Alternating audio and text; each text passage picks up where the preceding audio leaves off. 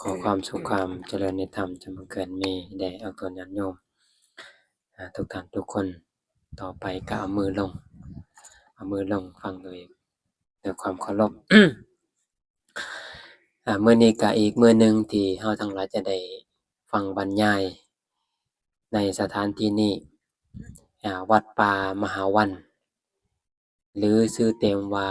กูตาคาละศาลาป่ามหาวันแปลว่าเฮือนยอดกูตาแปลว่าเฮือนยอดคาละนี่แปลว่าเฮือนส่วนมหาวันแปลว่าป่าอันประเสริฐแล้วก็คำว่ามหามันมีอรรถะหรือความหมายหลายอย่างความหมายหนึ่งก็แปลว่าใหญ่ความหมายหนึ่งก็แปลว่าประเสริฐความหมายหนึ่งก็แปลว่าผู้น่ายกย่องแต่ว่าครูบาอาจารย์ที่มีชื่อนำหน้าว่ามหานี่แปลว่าผู้น่ายกย่องอันนี้เป็นคำนำหน้าพระเจ้าแผ่นดินพระราชทานให้เอิ้นจนฮอดมื้อตายสำหรับผู้ที่มีชื่อนำหน้ามหาเนาะที่ว่าเอิ้นว่าผู้น่ายกย่องก็ย้อนว่าผู้ที่ได้ศึกษาร่ำเรียนได้รับร้องจากพระเจ้าแผ่นดินผู้ที่ชื่อมหานำหน้าส่วนคำทั่วไปคำว่ามหาแปลว่าใหญ่ใหญ่แล้วแต่ว่าสิใช้คำว่ากับหยังเช่นมหันตไพแปลว่าไผใหญ่จังซี่นะหรือว่ามหาโลกใหญ่จังซี่นะแล้วแต่ว่าสิใช้บริบทใดคำว่ามหาวันเราได้ยินกันบ่แม่นว่าป่าใหญ่เดะแปลว่าป่าประเสริฐคำว่าประเสริฐในที่นี้ก็คือเป็นป่าที่อยู่ของพระอริยเจ้าเป็นที่อยู่ของพระพุทธเจ้าเป็นที่อยู่ของท่านผู้มีศีลเอิ้นว่าป่ามหาวันแม้แต่วัดของอาตมาที่ตั้งอยู่บ้านโพ้นสิมก็เอิ้นว่าป่ามหาวันก็แปลว่าป่าอันประเสริฐเพราะว่าเป็นที่อยู่ของพระเจ้าพระสงฆ์เป็นที่อยู่ของผู้ที่ประพฤติปฏิบัติธรรมเพื่อจะออกจากวัฏทุกข์เอิ้นว่าป่าอันประเสริฐอันนี้คือความหมายเนาะบางคนป่าใหญ่คือป่าบ่ใหญ่อรรถะมันความหมายมันบ่ได้ชื่อว่าป่าใหญ่ความหมายก็คือป่าอันประเสริฐนะในสถานที่นี้ก็คือกันวัดอาตมาก็เรียนแบบมาจากสถานที่นี้ก็คือวัดป่ามหาวันหรือที่เอิ้นตั้งเต็มก็คือกูตาคาละศาลาป่ามหาวันตั้งอยู่ที่เมืองเวสาลีแขวนวัดชีนะเมืองนี้ชื่อว่าเป็นเรือนยอดเป็นเรือนงามสมัยครั้งพุทธกาลเป็นเรือนยอดเป็นชั้นปัจจุบันนี้จะเห็นอยู่จังหวัดเชียงใหม่จังหวัดลำพูนเป็นเรือนเป็นยอดเป็นชั้นเป็นโดยเฉพาะสร้างเป็นหอกองก็คือเรียนแบบมาจากบองนี้นะแล้วก็เมืองนี้ชื่อว่าเป็นกษัตริย์ผู้หล่อเหลาเป็นกษัตริย์ที่สวยสดงดงามแล้วก็เป็นบ่อนเกิดของประชาธิปไตยดังที่พระอาจารย์มาต้นได้บรรยายก่อนหน้านี้เพราะว่าเมืองนี้เนี่ยเป็นบ่อนเกิดของประชาธิปไตยเพราะว่าเป็นบ่อนที่สอบสวนคดีต่างๆนี่ละเอียดละออคักขนาดเลยเดะอยู่เพิ่นกล่าวไว้ในมหาปริภาณสูตรเนาะแล้วก็เป็นบ่อเกิดของถ้ำแห่งผู้บ่เสื่อมก็คืออปหาริยธรรมถ้ำแห่งผู้บ่เสื่อมก็คือ7ข้อเนาะก็คือมีการประชุมอยู่เนืองนิดเวลาประชุมก็ฟ้าวพากันประชุมเวลาเลิกก็พากันเลิกเป็นต้นนะแล้วก็เป็นบ่อนเกิดของเจ้าฤาษีวีผู้งดงามในสมัยหนึ่งพระพุทธเจ้าเคยตรัสไว้ในมหาปรินิพพานสูตรแล้วก็อัมภปาริสูตรว่าบุคคลใดต้องการอยากจะเห็นเทวบุตรเทวดาชั้นดาวดึงส์ให้มาเบิ่งกษัตริย์เมืองนี้เพราะว่ากษัตริย์เมืองนี้เป็นรูปร่างเป็นคนมีรูปร่างหน้าตาสวยงามบางคนใส่ผ้าสีขาวบางคนสีแดงบางคนเป็นสีดำบางคนเป็นสีเหลืองอ่อนๆแต่ละคนแตกต่างกันเวลามานั่งนำกันแล้วมันสีมันเข้ากันมันงาม พระพุทธเจ้าจึงตรัสออกมาว่าผู้ใดต้องการอยากจะเห็นเทวดาชั้นจาตุมชั้นดาวดึงส์ให้เบิ่งกษัตริย์เมืองนี้เป็นตัวอย่างอันเทพบุตรเทวดาอยู่ที่ชั้นดาวดึงส์ก็เช่นเดียวกันเหมือนกับบุคคลในเหมือนกษัตริย์ในเมืองนี้นะชื่อว่าเป็นผู้ที่สะสวยงดงามเนาะอีกประการหนึ่งสถานที่นี้เป็นสถานที่บวชของนางภิกขุณีหรือว่าพระภิกขุณีองค์ตำอิฐของพุทธศาสนาก็คือพระนางประชามหาพพระนางมหาประชาบดีเป็นพระนางของพระสัมมาสัมพุทธเจ้าเพราะว่าพระนางพระองค์นี้เป็นผู้ที่เลี้ยงดูเบิ่งแย่งพระสัมมาสัมพุทธเจ้าเฮาในคราวเพิ่นเป็นพระกุมารน้อยพระนางนี่นะเป็นน้องสาวของพระนางสิริมหามายาก็คือน้องแม่เพิ่นน่ะนะบัดนี้เจ้าสุโธทนะนี่ได้แต่งงานกับพระนางสิริมหามายาเมื่อประสูติพระกุมารสิทธัตถะนี่ก็ได้7วันเพิ่นก็สวรรคตตายไปเกิดเป็นเทวบุตรอยู่ที่สวรรค์ชั้นดุสิตบัดนี้เจ้าสุโธทนะก็แต่งงานกับน้องสาวบัดน้องสาวของพระนางสิริมหามายาก็คือนางประชาบดีนี่แหละแล้วก็ได้ลูกอยู่2คนก็คืออ่าอนันทะกุมนันทกุมารแล้วก็รูปานันทะหรืออีกอย่างหนึ่งอภิรูปานันทะเพราะว่าหน้านี่มีสวยรูปร่างหน้าตาสวยงามนะสุดท้ายทั้งสองนี่ก็ไปบวชเบิดเป็นพระอรหันต์เบิดทั้งสองเลยนะพระนางประชาบดีก็คือกันหลังจากที่พระพุทธเจ้าไปโปรดพระบิดาอยู่ที่เมืองกบิลพัสดุแสดงธรรมจนเจ้าสุโธทนะนี่เป็นพระอรหันต์เมื่อเป็นพระอรหันต์แล้วก็ลาพระพุทธเจ้านิพพานบ่ได้บวชเด้ลาพระพุทธเจ้านิพพานแล้วก็พระพุทธเจ้าพร้อมด้วยพระสงฆ์แล้วก็ชาวกรุงกบิลพัสดุก็ทำฌาปนกิจเจ้าสุโธทนะพระราชบิดาของพระพุทธเจ้าเฮาแล้วก็หลังจากถวายพระเพลิงแล้วพระนางประชาบดีก็คือกันตอนนั้นเป็นดำรงตำแหน่งเป็นพระโสดาบันก็คือขอบวชจากพระพุทธเจ้าพระพุทธเจ้าก็ปฏิเสธบ่ให้บวชเพราะว่าอิหยังมันจะยุ่งยากก็คือบ่แม่นว่าพระพุทธเจ้าจะห้ามปรามอิหยังดอกก็คือตามที่เฮารู้และมีออกก็รู้ดีผู้หญิงน่ะมีความลำบากมีอันตรายรอบด้านบ่คือผู้ชายจะอยู่คนเดียวนอนคนเดียวคนเดียวนี่บ่ได้มีอันตรายรอบด้านบ่แม่นพระพุทธเจ้าจะห้ามปรามอิหยังแต่อย่างใดเพียงแต่ว่าอันตรายของผู้หญิงนี่มันมีทุกรอบด้านและจิตร่างกายก็อ่อนแอบ่คือผู้ชายจิตใจบัดนี้บ่คงที่คือผู้ชายอารมณ์เมื่องเมื่อมีออกนะอยู่กันหลายๆคนนี่นะการกระทบกระทั่งคำเว้าคำจาอิหยังต่างๆนี่มันบ่คือผู้ชายเดะครูบาอาจารย์เพิ่นเว้าเนาะอันนี้บ่แม่นคำเว้าของอาตมาครูบาอาจารย์เพิ่นเว้าว่าผู้หญิงอยู่ไสก็ตามผิดกันอยู่หม้องนั้นอยู่น้อยก็สมน้อยอยู่หลายก็สมหลายแม่นบ่แม่ออกบ่แม่นเว้าให้เด้อแม่ออกก็รู้ดีแม่นบ่นี่อยู่ไสก็ผิดกันอยู่หม้องนั้นถ้าอยู่ไสแล้วบ่ผิดกันน่ะถือว่าเป็นเรื่องแปลกแต่ถ้าอยู่ไสแล้วผิดกันน่ะถือว่าเป็นเรื่องปกตินะย้อนปากนั่นแหละแล้วก็นิสัยบ่จิตใจมันบ่คงที่คือผู้ชายนะพระพุทธเจ้าเห็นจั่งซั้นแล้วมันจิเกิดความลำบากเกิดความบาดหมางและจะทำให้พระศาสนาของพระองค์นี่เสื่อมไวย้อนผู้หญิงอีกอย่างหนึ่งผู้หญิงมาอยู่ใกล้กับพระเจ้าพระสงฆ์อยู่นำกันไปเรื่อยๆนี่เพราะอิหยังมันเพศตรงกันข้ามมันเข้าเห็นกันคุมื้อมันเกิดความสิเนหาเกิดกามราคะขึ้นได้ง่ายผู้หญิงก็เกิดง่ายผู้ชายก็เกิดง่ายสุดท้ายนี่พระนี่แหละมันจะอยู่ในศาสนาบ่ได้เนี่ยพระพุทธเจ้าก็ป้องกันทุกวิถีทางนะแต่ว่านางนี่ก็จักบวชแฮงนะก็เกิดความน้อยใจเมื่อพระพุทธเจ้าปฏิเสธก็จนสุดท้ายสุดใกล้สิเข้าพรรษานางก็แถผมเลยบัดนี้แถผมก็เลยพานางอ่คัตติยานี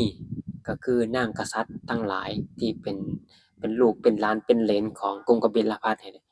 500มาขอบวชมานี่แหละเดินทางตั้งแต่กรุงกบิลพัสดุ จากประเทศเนปาลบ่ฮู้ว่าจากนี้ไปหาประเทศเนปาลเนี่ยจัก500-600 กิโลมั้งจากนี้ไปเดินทางมาตีนแตกตีนเพจนน่วมเบิดเพราะว่ากษัตริย์เนาะเจ้าแผ่นดินนี่มีสุขภาพร่างกายที่บ่คือคนทั่วไปสุขุมราชาตินะได้ทะนุถนอมอย่างดีบ่คือชาวไร่ชาวนาเฮาเฮ็ดเวียกเฮ็ดนาเนาะเฮาชาวค้านี่แข็งแรงแต่เพิ่นนี่โอ้ตีนจนแตกจนเพม่างเบิดก็เดินทางมาถอดเกิบเด้บ่ใส่เกิบย่างมาตีนแตกมาแล้วก็มาอยู่ในพระคันธกุฎีพระพุทธเจ้ามาขอพระอานนท์ก็ถามเห็นพระนางประชาบดีเป็นจังได๋มาจังได๋คือมานี่ก็บอกว่าพวกเขาน้อยต้องการอยากจะมาบวชนะพระอานนท์ก็เข้าไปถามพระพุทธเจ้าพระนางประชาบดีขอเข้าเฝ้านะอยากจะบวชพระพุทธเจ้าก็ปฏิเสธอยู่3เทื่อแล้วก็พระอานนท์ก็ถามว่าสตรีนี่นะถ้าบวชเป็นภิกขุณีแล้วนี่สามารถกระทำให้แจ้งโสดาสกทาอนาคาพระอรหันต์อยู่บ่คะน้อยพระพุทธเจ้าก็ตอบว่าได้บรรลุคือกันนะพระอานนท์ก็อ้อนวอนขอพรรณนาถึงว่าพระนางนี่มีอุปการะคุณแก่พระองค์นะในคราวที่พระองค์เป็นกุมารน้อยพระนางนี่มีความจงรักภักดีรักยิ่งกว่าลูกในไส้ตัวเองอีกคือกุมารทั้งสองพระราชธิดาองค์หนึ่งพระกุมารองค์หนึ่งของพระนางนี่นะลูกในทั้งสองของนางนี่ยังบ่นางยังบ่รักเท่าพระองค์ได้ว่าซั่นนะพรรณนาไปพระพุทธเจ้าก็บอกว่าเฮานี่มีความสำนึกในคุณของนางอยู่ตลอดบ่ได้ลืมแต่ว่าเฮาว่าเหมือนกับว่าพระพุทธเจ้าอยากจะสื่อว่าเอาเรื่องส่วนรวมมาเป็นอันดับหนึ่งแต่เรื่องส่วนตัวเนี่ยเอาไว้ก่อนหั้นนะอยากจะสื่อบอกประมาณนั้นถ้าพระนางนี่นะบวชในศาสนาแล้วศาสนาของเฮานี่นะจะลดลงอายุการดำรงในอายุพระศาสนาของจะลดลงจาก5,000 ปีจะลดลงบัดนี้จังซี่นะแต่ว่าเนื่องจากพระพุทธเจ้าได้ทรงบัญญัติสิกขาบทไว้เนาะศาสนาของพระพุทธเจ้าก็จะดำรงอยู่5,000 ปีคือเก่าแต่จังได๋ก็ตามเมื่อภิกขุณีมาอยู่ในพระศาสนานี่อันตรายต่างๆก็จะเกิด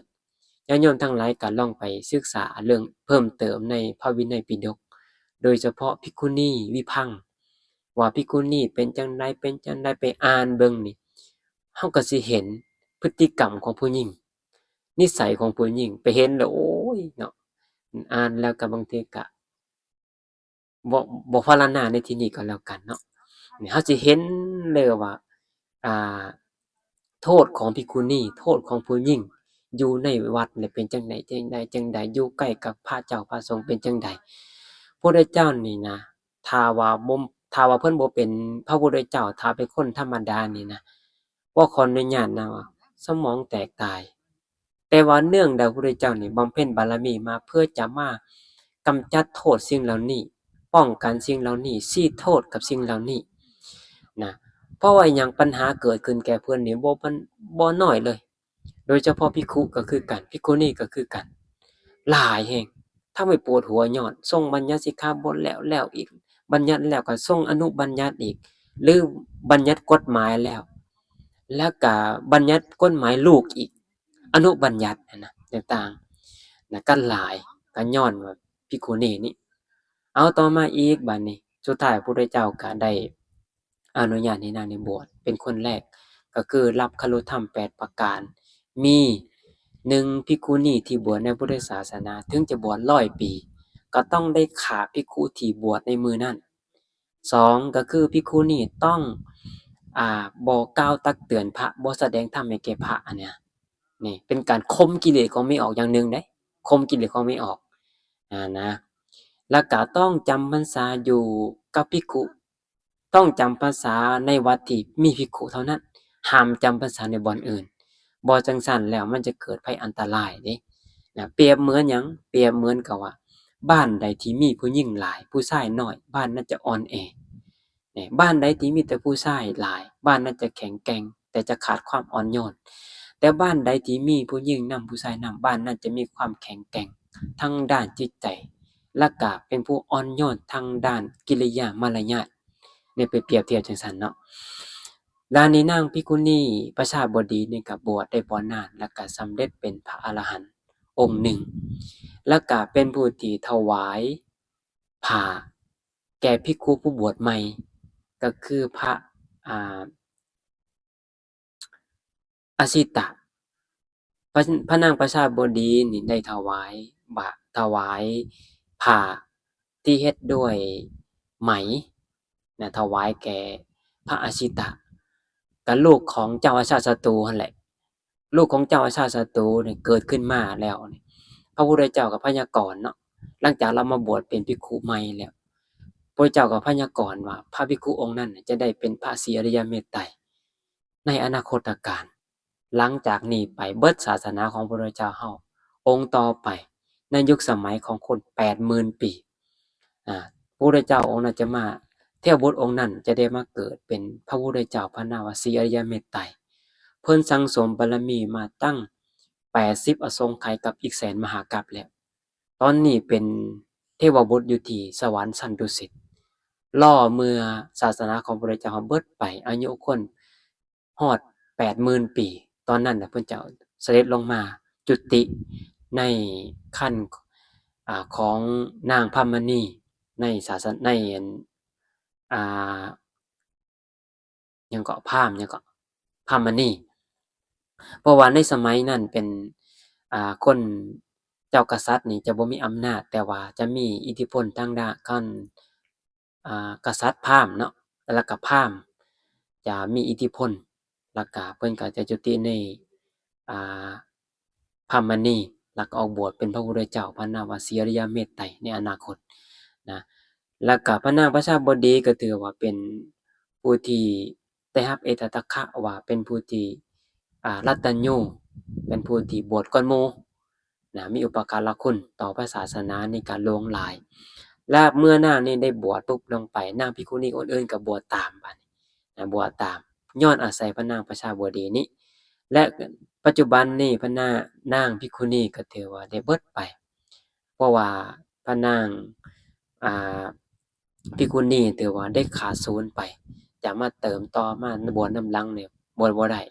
ต้องบวชกับพระภิกขุสงฆ์สองฝ่ายก็คือฝ่ายภิกขุและก็ภิกขุณีนำนะอันนี้คือสถานอีกสถานีหนึ่งเนาะอีกสถานที่หนึ่งบ่อนนี้เป็นบ่อนถ้ำทุติยสังฆายนา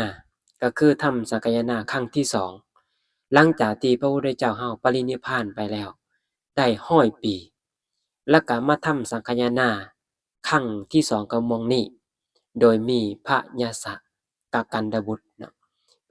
ป็นผู้ชักชวนในการทำสังฆายนาครั้งที่2ครั้งที่1เฮาได้ไปเมื่อวานนี้เมืองราชคฤห์แต่ว่าสถานที่ทำสังฆายนานั้น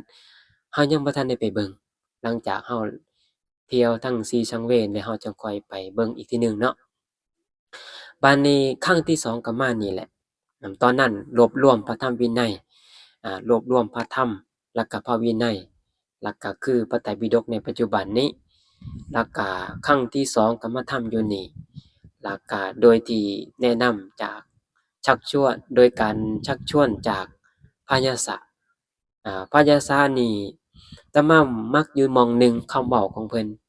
ความคิดของเพิ่นการเห็นความจิบหายไว้วอดเห็นความเสนียดจันไรเกิดขึ้นแก่พระศาสนาของพระทศพลแล้วเฮาสิอยู่ซื่อๆโดยที่บ่เฮ็ดอิหยังนี่เป็นสิ่งที่บ่สมควรเหมือนกับว่าเกิดคดีอิหยังต่างๆเกี่ยวกับพระศาสนาของเฮาสิอยู่ซื่อๆโดยบ่เฮ็ดอิหยังนี่เป็นสิ่งที่บ่สมควรนะเฮาอาจจะเห็นว่าเวลาเกิดคดีเรื่องต่างๆในพระศาสนาเฮาบ่ว่าสิเป็นบ้านเฮาก็ดีประเทศอ้อมข้างเฮาก็ดีประเทศญาติพี่น้องของเฮาก็ดีเฮาจะบ่แสดงอาการบ่แสดงจุดยืนนี่เป็นสิ่งที่บ่สมควรนี่เฮาต้องแสดงอิหยังท่าทีอิหยังต่างๆเนาะเป็นการยืนหยัดแล้วคนหนึ่งจะปกป้องพุทธศาสนาเมื่อมีคนมากล่าวมาโต้มาเว้าใส่ร้ายป้ายสีอิหยังต่างๆนี่เฮาสิอยู่ซื่อๆนี่บ่สมควรพระญาศาก็คือกันเพิ่นก็เว้าว่าการที่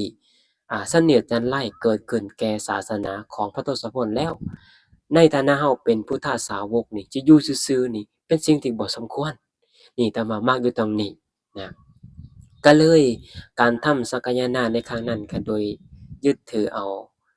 ภิกขุชาววัดชีนี่แหละถือวัตถุ10ประการโดยฉันเกลือเนาะฉันเกลือเป็นต้นในเวลาวิกาลนี่แล้วก็เพิ่นว่าถือว่าเป็นสิ่งที่บ่สมควรเพิ่นก็เลยเรียบเรียงพระธรรมวินัยใหม่ร้อยกรองประกาศให้มันทั่วถึงว่าอันใดสมควรอันใดบ่สมควรอันใดถูกต้องอันใดบ่ถูกต้องรวบรวมใหม่ชำระใหม่ว่าง่ายๆประกาศให้มันทั่วถึงอ่าในเมืองนี้แล้วก็เมืองอื่นๆให้ทั่วถึงในชมพูทวีปนี้แล้วก็รวบรวมขังอยู่นี่เนาะและเหตุการณ์ต่อมาอีกก็คือตอนพระพุทธเจ้าเป็นพระพุทธเจ้าใหม่ๆได้ตรัสรู้เป็นพระพุทธเจ้าใหม่ๆก็คือเมืองวัดชีนี่แคว้นเวสาลีนี่ก่อนเมืองเวสาลีแคว้นวัดชีนี่เกิดทุพพิกภัยได้เกิดทุพพิกภัยก็คืออดอาหารข้าวยากหมากแพงหาอยู่หากินลำบากฝนบ่ตกต้องตามฤดูกาลและชาตกภัยแม่นเกิดความแห้งแล้งชาตกภัยเกิดความหิวชาวบ้านชาวเมืองนี่ตายละเลระนาดมื้อละ100มื้อละพันมื้อละแสนมื้อละล้านนะเฮ็ดจั่งใดบัดนี้ก็เบิ่งว่าบ้านเมืองนี่บ่สงบร่มเย็น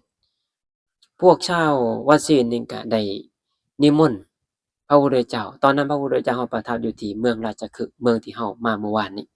แล้วก็ไปขออนุญาตจากเจ้าพิมพิสารว่านิมนต์พระพุทธเจ้าเสด็จมาเมืองนี้นะแล้วก็ไปขอหลังจากนั้นเจ้าพิมพิสารก็อนุญาตให้พระพุทธเจ้าเสด็จมาแล้วก็ต้อนรับพระพุทธเจ้ามาทรงฮอดเมืองนี้พระพุทธเจ้าก็เสด็จมาเมืองนี้แล้วก็เทวดาทั้งหลายเมื่อพระพุทธเจ้ารับนิมนต์แล้วก็เนรมิตฝนหาใหญ่พัดเอาซากศพที่มันถิ่มตามป่าตามเรือนต่างๆตามห้วยตามหูลงไปไหลลงไปในแม่น้ำคงคาเบิดและเทวดาทั้งหลายก็โปรยดอกไม้บูชาพระพุทธเจ้าให้พระพุทธเจ้าเหยียบนี่และเทดอกไม้ปูพื้นเป็นพรมบ่ให้มีซากศพบ่มีของเหม็นของเน่าต่างๆบ่มีเลยเพราะว่าสถานที่ใดก็ตามที่พระพุทธเจ้าเสด็จไปนั้นน่ะสถานที่นั้นจะบ่มีซากศพจะบ่มีกลิ่นเหม็นเนี่ยอันนั้นเป็นพุทธานุภาพเป็นอานิสงส์ในการบำเพ็ญบารมีของพระพุทธเจ้าเนาะจะบ่มีกลิ่นเหม็นแล้วพระเจ้าก็เสด็จมาในเมืองนี้โลกแล้วก็ระงับพระเจ้าก็แสดงรัตนสูตรนั่นแหละให้พระอานนท์นี่ปรมน้ำพุทธมนต์ปรมน้ำพุทธมนต์แล้วก็กำจัดโรคภัยไข้เจ็บแล้วก็พวกอมนุษย์พวกผีปีศาจอมนุษย์ที่กินซากศพนี่ก็หนีไปอยู่บ่ได้แล้วคนทั้งหลายที่ถือน้ำพุทธมนต์ที่พระอานนท์สาดออกไปนั่นน่ะคนทั้งหลายก็หายไข้เจ็บไข้ได้ป่วยก็หายลุกขึ้นมาเหมือนกับคนได้กินยาลุกขึ้นมามางอมาแงงพระพุทธเจ้าก็แสดงธรรมโปรดอ่าชาวกษัตริย์และก็ชาวเมืองเวสาลีแคว้นวัดศรีแห่งนี้ให้ได้ดื่มอมตะธรรมได้บรรลุเป็นพระโสดาบันจักตะอนาคาบรรลุได้ 84,000 คนและก็นอกนั้นตั้งตนอยู่เป็นอุบาสกอุบาสิกาตลอดชีวิตพระพุทธศาสนาก็ดำรงอยู่ในเมืองนี้จน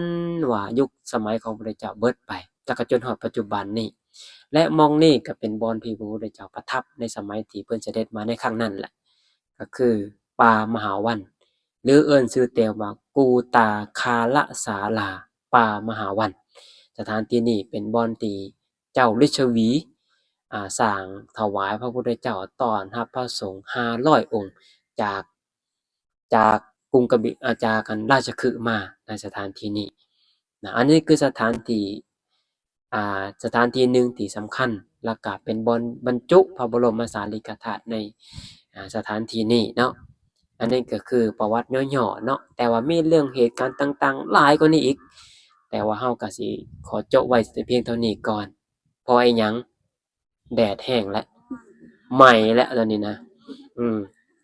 ที่แสดงต่อไปน่ะคงสิบ่ไหวแล้วแหละเนาะก็ขอจบไว้แต่เพียงเท่านี้ก็ขออนุโมทนาสาธุครับพ่อแม่ครูบาอาจารย์กับญาติโยมทุกท่านทุกคนก็ต่อไปก็จะได้ไหว้พระสวดมนต์เนาะ